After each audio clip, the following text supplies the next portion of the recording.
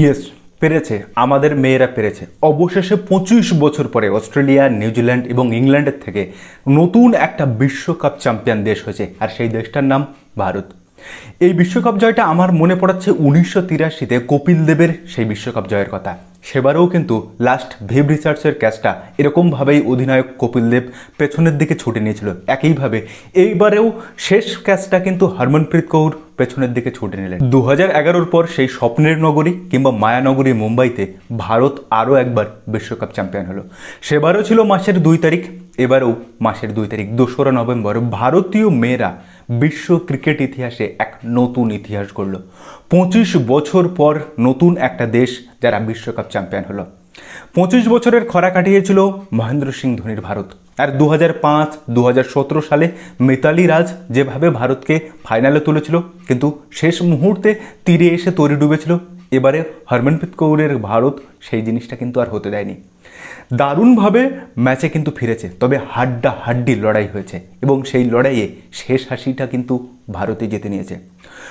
Group স্টেজে প্রথম 2টো match জেতার পর টানা 3টে ম্যাচ হারের পর দলটাকে নিয়ে প্রচুর সমালোচনা হয়েছে, ক্রিটিসাইজ হয়েছে, আমি নিজেও করেছি। কিন্তু তারপর থেকে যে টিমটা যে কামব্যাক করলো, সেটা one of the greatest comeback story of ভারতীয় ক্রিকেট। 1983-তে কপিল দেবের ভারতের বিশ্বকাপ জয় যদি ভারতে ক্রিকেটকে জনপ্রিয় করে থাকে, তবে 2025-এর হরমনপ্রীত কৌরের ভারতের এই জয় মহিলা ক্রিকেটকে কিন্তু ভারতে আরও পপুলারিটি এনে দিল। 2017-র ফাইনালে খেলার পরে ভারতের মহিলা ক্রিকেটের যে জনপ্রিয়তা বেড়েছিল, সেটা কিন্তু কিছুটা ফিকে হয়েছিল ভারতীয়দের পারফরমেন্সের কারণে। তবে আজকের এই পারফরমেন্স সেটা কিন্তু ভারতকে বিশ্ব মঞ্চে এক নতুন স্থান করে দিল। মহিলা ক্রিকেট নিয়ে যাদের নাক ছিটকানো ভাব ছিল, তাদের কিন্তু সেই ভাবটা এবার চলে যেতে বাধ্য। হ্যাঁ, এখনও অনেক কিছুতে আমরা পিছিয়ে আছি। অস্ট্রেলিয়ার মতো ফিল্ডারদের বা দক্ষিণ আফ্রিকা, ইংল্যান্ড বা নিউজিল্যান্ডের ফিল্ডার প্লেয়ারদের মতো আমাদের প্লেয়ারদের ফিটনেস বা ওই রকম ধরনের শারীরিক গঠন এখনও তৈরি হয়নি। কিন্তু তারপরেও হারার আগে যে হারবো না, বারবার হোঁচট খেয়ে গেলেও পড়ে গেলেও সেখান থেকে উঠে দাঁড়ানোর যে ক্ষমতা, যে মানসিক কাঠিন্য, সেটা কিন্তু আমাদের দলের আছে। একটা সময় যখন দক্ষিণ আফ্রিকার ক্যাপ্টেন লরা উলভট, কি দুর্ধর্ষ একটা প্লেয়ার, সেমিফাইনালে ওরকম 169 রান প্লাস ফাইনালে 96 বলে 100 রানের পার্টনার, একটা দুর্দান্ত ইনিংস খেলে, বিশ্বের দ্বিতীয় মহিলা ক্রিকেটার অ্যালিসা হিলির পরে। তারপরে সেখান থেকে আমাদের দীপ্তি শর্মা ক্যাচ মিস করার পরে যেভাবে 4টে উইকেট নিয়ে, গোটা ম্যাচে 5টা উইকেট নিয়ে যেভাবে ম্যাচে ফেরালো ভারতকে, তা এক কথায় সত্যি অনবদ্য। আর দীপ্তি শর্মার কথা কি বলবো, you beauty Deepti Sharma, hats off. এবং সেই সঙ্গে এই বিশ্বকাপের সম্ভবত ম্যান অফ দ্য ম্যাচ, আমি এখনো জানি না ম্যান অফ দ্য ম্যাচ কে হচ্ছে যখন ভিডিওটা করছি, তবে আমার মতে শেফালি বর্মা, কি হট আপ প্লেয়ার একটা।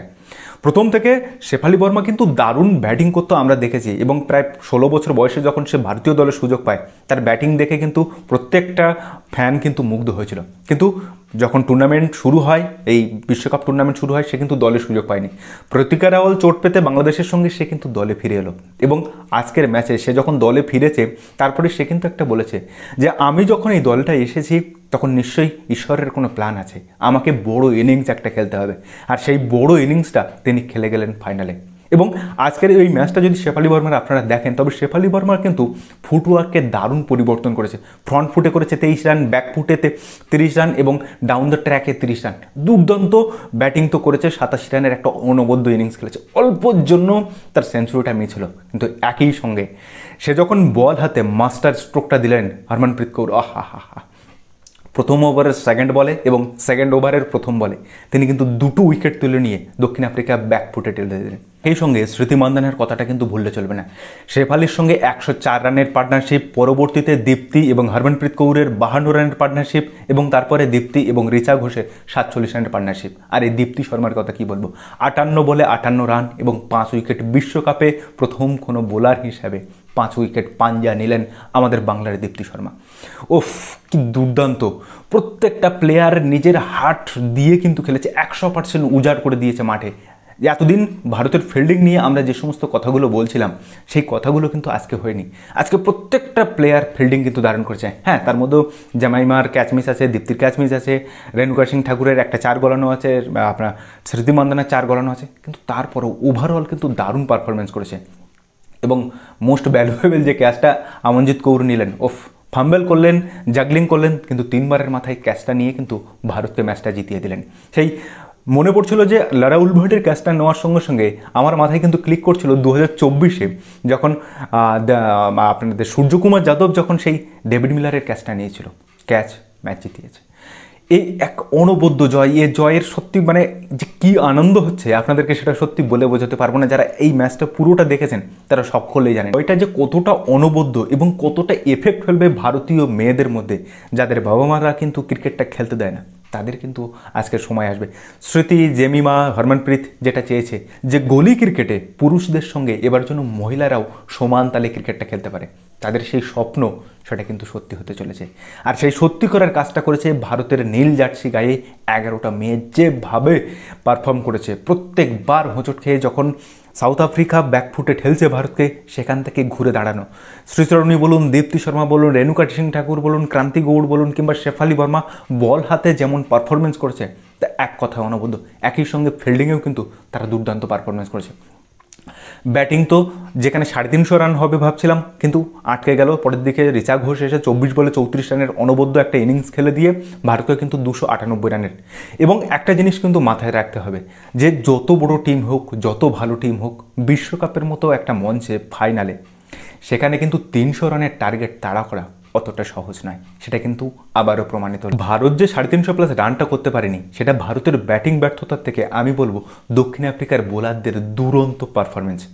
সে আপনি বলতে পারেন Mlaba, Nadine de Klerk, Marizanne Kapp কিংবা আয়বঙ্গা খাকা 3টে উইকেট নিয়েছে, প্রত্যেকে দারুণ বল করেছে। সেই যে দারুণ বলটা করে ভারতকে যে 300 কমে আটকে দিল, সেটা কিন্তু তাদের কৃতিত্ব। দেখুন আজকের এই ফাইনাল ম্যাচটা কিন্তু চরম উত্তেজক লড়াই হয়েছে। কখনো দক্ষিণ আফ্রিকা এগোচ্ছে, তো কখনো ভারত এগোচ্ছে, তো কখন দক্ষিণ আফ্রিকা ফাইট ব্যাক করছে যুযুধান প্রতিপক্ষের মতো। তারা কিন্তু ম্যাচটা একবারের জন্য ছেড়ে দেয়নি। আর ফাইনাল ম্যাচটা তো এরকমই হতে হয়, তাই কিনা বলুন? আজকের এই ভিডিওটা মানে সত্যি একটু এলোমেলো হয়তো হয়ে যাচ্ছে, কিছু মনে করবেন না। আজকে এই আনন্দটা, এই খুশিটা বহুত দিন বাদে পেয়েছি। ভারতের মেয়েরা আজকে সেই জিনিসটা, সেই খুশিটা গোটা ভারতবাসীকে আসমুদ্র হিমাচল দিয়েছে। আর যে খুশিতে আমি আপনি যারা ভারতীয় ক্রিকেটকে ভালোবাসি তাদের কাছে এর চেয়ে বড়ো খুশি কি আর হতে পারে? হ্যাঁ, এর মধ্যে কিছু ভুল ত্রুটি আছে, যার মধ্যে আপনি বলতে পারেন রিভিউ 16টা রিভিউ নিয়েছে, যার মধ্যে মাত্র 3টে সফল আর 11টা অসফল রিভিউ, মানে জাস্ট 11 যাচ্ছে তাই রকমের। এখানে রিচা ঘোষকে আরও উন্নতি করার দরকার, ফিল্ডিংয়ে আরও উন্নতি করার দরকার। ভারত লাস্ট 10 ওভারে স্লগ ওভারে 69 রান করেছে, এই সমস্ত জিনিসগুলো উন্নতির দরকার আছে। কিন্তু আজকের দিনটা খুশির দিন, তাই এই সব বিষয় নিয়ে বেশি আলোচনা করব না। কারণ এই জয়টা ভারতীয় ক্রিকেটে মহিলাদেরকে কিন্তু আরও যোগদান করতে, ভারতে মহিলা ক্রিকেটকে আরও জনপ্রিয় করতে সাহায্য করলো। তাই যারা বলতেন যে মহিলা ক্রিকেট মহিলারা কী ক্রিকেট খেলে, মহিলাদের ক্রিকেট কি দেখব, তারা কিন্তু আজকে যোগ্য জবাবটা পেয়ে গেছেন। অস্ট্রেলিয়া, নিউজিল্যান্ড, ইংল্যান্ড যে ধরনের পরিকাঠামো পেয়েছে, সেটা কিন্তু আমাদের ভারতীয় মহিলারা কখনোই পাননি। পরবর্তীতে ভারতীয় মহিলা দল বিসিসিআইয়ের আন্ডারে আসার পর কিছুটা কিন্তু তাদের একটা উন্নতি, গ্রোথ বা তাদের পরিকাঠামোর উন্নতি হয়েছে। এই ভারতীয় মহিলা দলকে কিন্তু অন্য মহিলা দল অস্ট্রেলিয়া, ইংল্যান্ড, নিউজিল্যান্ডের সঙ্গে তুলনা করলে হবে না। কারণ এই ভারতীয় মহিলা দলের গ্রোথটা কিন্তু বা পরিকাঠামোর যে উন্নয়ন, সেই উন্নয়নটা কিন্তু অনেক দেরিতে হয়েছে। 2000 সালের সেমিফাইনাল বলুন, 2005-এর ফাইনাল, 17-র ফাইনাল, 2022-এর কমনওয়েলথ গেমসের ফাইনাল, প্রত্যেকটা জায়গায় গিয়ে ভারত কিন্তু লাস্ট ল্যাপটা আর ফিনিশিং করতে পারেনি। আজকে 2025-এর 2রা নভেম্বর এই রাতটা ভারতীয় ক্রিকেটের, বিশেষ করে মহিলা ক্রিকেটের জন্য এক গর্বের দিন। আর এই গর্বটা ঠিক 1983-র বিশ্বকাপ জয়, 2011-র বিশ্বকাপ জয়, 2024-এর বিশ্বকাপ জয় পুরুষ দলে ঠিক যতটা আনন্দিত হয়েছিলাম, এক্ষেত্রে আমি কিন্তু ঠিক ততটাই আনন্দিত হয়েছি। আজকের এই ম্যাচটা ভারতীয় মহিলা ওই 11 জন নীল জার্সির মেয়েরা যে পারফরমেন্সটা দেখেছে, তার জন্য প্রত্যেককে বলতে চাই হ্যাটস অফ। শেফালি বর্মা, দীপ্তি শর্মা, হরমনপ্রীত কৌর, স্মৃতি মান্দানা, রেণুকা সিং ঠাকুর, শ্রীচরণী, আপনার রাধা যাদব, ফিল্ডিংয়ে আমনজিৎ কৌর, প্রত্যেকে রিচা ঘোষ যে পারফর্ম করেছে, তার জন্য বলতে চাই প্রত্যেককে hats off, you are true beauty. ভারতীয় ক্রিকেটকে, মহিলা ক্রিকেটকে এরকমভাবে জনপ্রিয় করার জন্য আপনাদেরকে অসংখ্য ধন্যবাদ। এরকম একটা চরম উত্তেজনাপূর্ণ ম্যাচ দেখার পরে আমি এবার আপনার কাছে একটা প্রশ্ন করব যে এই ম্যাচটাতে দুটো দল মিলিয়ে কোন 3টে প্লেয়ারকে আপনি প্রথম 3-এ রাখবেন? অবশ্যই কিন্তু সেটা কমেন্ট করে জানাবেন। আর এই ম্যাচে ম্যান অফ দ্য ম্যাচ আপনি কাকে বাছতেন? সেটাও কিন্তু অবশ্যই কমেন্ট করে জানাবেন। আর ভিডিওটা যদি ভালো লাগে তাহলে অবশ্যই আপনার বন্ধুবান্ধব ও চেনা জানা মানুষের মধ্যে শেয়ার করে তাদেরকেও জানার সুযোগ করে দেবেন। তো দেখা হচ্ছে পরের ভিডিওতে, ততদিন ভালো থাকবেন, সুস্থ থাকবেন, আর অবশ্যই নিজের খেয়াল রাখবেন। আর হ্যাঁ, আমাদের চ্যানেলটাকে সাবস্ক্রাইব করতে যেন ভুল করবেন না। জয় হিন্দ। ধন্যবাদ।